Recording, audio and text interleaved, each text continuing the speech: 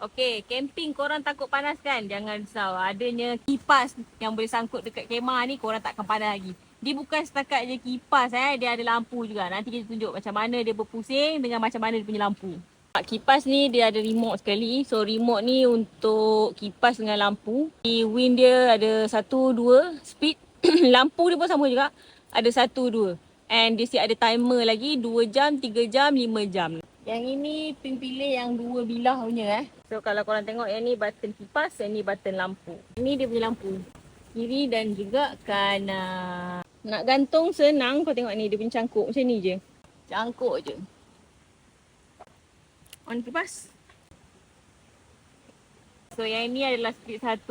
Kalau low speed, bateri dia boleh tahan 25 jam. So ni rupa lampu dia pada waktu malam. Jadi beli sekarang, Shopee tengah murah. Beli hari ni dapat hari ni, hari-hari free shipping. Minat nak beli, klik link dekat bio.